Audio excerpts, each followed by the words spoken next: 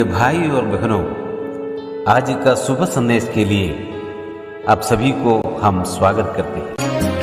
अन्न वस्त्र और सभी आशीषें भी मुझे उसने भरपूरी से, खतरा और सब मुसीबतों से आँखी पुतली जैसे संभाला मुझे। अनोखा प्यार है तेरा, करूँगा स्तुति तेरी मैं सर्वदा। अनोखा प्यार है तेरा, करूँगा स्तुति तेरी मैं सर्वदा। अनोखा प्यार है तेरा, करूँगा स्तुति तेरी मैं सर्वदा। आज का संदेश ब्रदर ग्लैडविन आरोन ऑस्ट्रेलिया से बांटा जाएगा। प्रार्थना के साथ सुनिए। परमेश्वर के नाम की महिमा हो।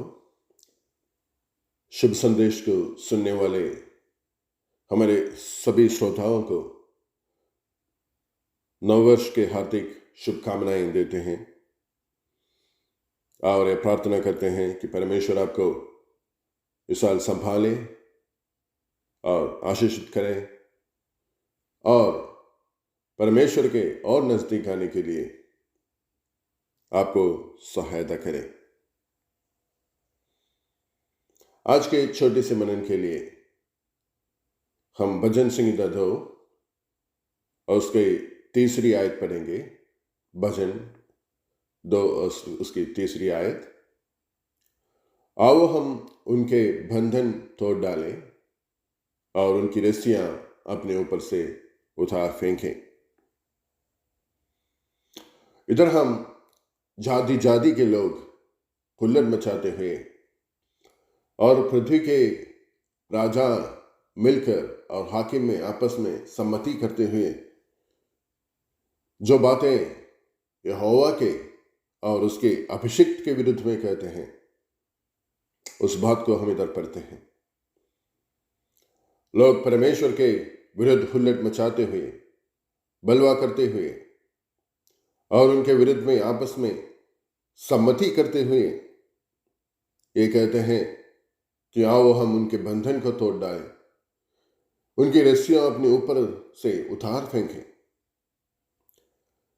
जब हम मनुष्य के हृदय के भावनाओं को देखते हैं तो मनुष्य सोचते हैं कि परमेश्वर की आज्ञाओं को पालन करना एक बंधन में आने के समान है, जैसे कि एक रस्सी से अपने आप को बांधा हुआ अवस्था है, उस अवस्था के समान है कर मनुष्य सोचते हैं। इसलिए वो परमेश्वर की आज्ञाओं को तोड़कर उसके बाहर अपना जीवन बिताना चाहते हैं और ये सोचते हैं कि यदि वो परमेश्वर की आज्ञा को नहीं मानता है और अपने इच्छा के अनुसार अपना जीवन बिताता है तो वो एक स्वतंत्र जीवन बिता रहा है और वो परमेश्वर के उस बंधन के अधीन नहीं है। लेकिन क्या ये सोच सच है? क्या वाकई में परमेश्वर के आज्ञाओं को पालन करना एक बंधन के समान है? हम देख सकते हैं सही में उल्टा है। जो व्यक्ति परमेश्वर के उस अधीन में नहीं है, वो पाप के बंधन में बांधा हुआ है, वो शैतान के गुलामी के अंदर है। अपना जीवन में कितना भी वो कोशिश करें तो उस पाप के बंधन से बाहर आना नामुमकिन होता है। जब कभी एक नया साल आता है तो हम देखते हैं कई लोग, हो सकता है आप भी उनमें से एक हो, कि हर नए साल में एक नया फैसला लेते हैं या कई सारे फैसले लेते हैं कि हम ये बुरी काम अब से नहीं करेंगे, इस नए साल से हम ये अच्छा काम करना शुरू करेंगे।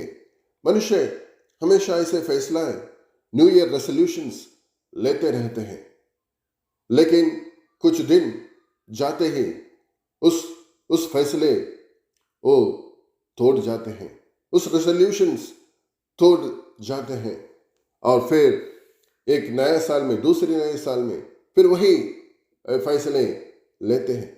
मनुष्य उस बंधन से, उस पाप के बंधन से बाहर आने के लिए कितना भी कोशिश करें तो अपनी ताकत से वो आ नहीं पाते हैं। बल्कि जो यीशु मसीह में विश्वास नहीं करते हैं वो सब उस पाप के बंधन में, शैतान के गुलामी में अपना जीवन बिता रहा है। जब पौलुस गलातियों को लिखते हैं तो उसके 5 के 3 आयत में ऐसे कहते हैं, हे भाइयों, तुम स्वतंत्र होने के लिए बुलाए गए हैं।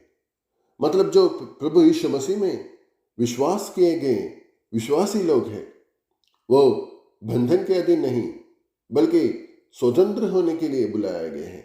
उस पाप के बंधन से, उस शैतान के गुलामी से बाहर आने के लिए बुलाया गया है। कितना बड़ा आशीषित अवस्था है। और इतना ही नहीं, प्रभु यीशु मसीह स्वयं ये कहते हैं, मत्ती रचित सुसमाचार उसके 11 अध्याय के 28 आयत से जब हम पढ़ेंगे तो प्रभु यीशु मसीह ये कहते हैं कि हे सब परिश्रम करने वालों और बोझ से दबे लोगों, मेरे पास आओ, मैं तुम्हें विश्राम दूंगा। मेरा जुआ अपने ऊपर उठा लो और मुझसे सीखो, क्योंकि मैं नम्र और मन में दीन हूं, और तुम अपने मन में विश्राम पाओगे, क्योंकि मेरा जुआ सहज और मेरा बोझ हल्का है। जो पाप के बंधन से बाहर आने के लिए परिश्रम करते हैं, जो उस शैतान के गुलामी से, उस बोझ से दबे लोग हैं, उन्हें प्रभु यीशु मसीह अपने पास बुलाते हैं। मेरे पास आओ, मैं तुम्हें विश्राम दूंगा। और उनका जुआ अपने ऊपर उठाने के लिए वो कहते हैं और उनसे सीखने के लिए वो कहते हैं, क्योंकि वो नम्र और मन में दीन है। और जो उनके पास आते हैं वो बंधन में नहीं, गुलामी में नहीं, बल्कि विश्राम में प्रवेश करते हैं। क्योंकि प्रभु यीशु मसीह कहते हैं, अपने मन में तुम विश्राम पाओगे, और क्योंकि उनका जुआ सहज और उनका बोझ हल्का है। कितना आशीषित करने वाले, कितना आराम देने वाले, कितना आनंद देने वाले बातें प्रभु यीशु मसीह दर कहते हैं। प्रभु यीशु मसीह के समूह में आएंगे, उन्हें यदि हम विश्वास करेंगे कि हमारा पाप के लिए और इस दुनिया में आए और वो अपना जीवन हमारे पाप के उद्धार के लिए उस काल्वरी की क्रूस पर दिया और मारा गया, गाड़ा गया, लेकिन तीसरे दिन जी उठा और आज जीवित परमेश्वर है। इस बात को यदि आप विश्वास करेंगे तो पाप के बंधन से मुक्त होकर एक स्वतंत्रता में आप आएंगे। आपका मन विश्राम पाएगा और एक आशीषित जीवन में आप आ सकते हैं। परमेश्वर का पास आना एक बंधन में आने का समान नहीं, बल्कि स्वतंत्रता में आने के लिए, विश्राम में आने के लिए वो आपको सहायता करेंगे। इस नए साल में परमेश्वर आप उस कार्य के लिए आपको सहायता करें। यदि आप अभी भी परमेश्वर के विरुद्ध अपना जीवन बिता रहा है तो प्रभु यीशु मसीह को विश्वास करते हुए परमेश्वर जो विश्राम आपको देने के लिए काबिल है, उस विश्राम में आने के लिए परमेश्वर आपको सहायता करे। परमेश्वर के नाम की महिमा हो।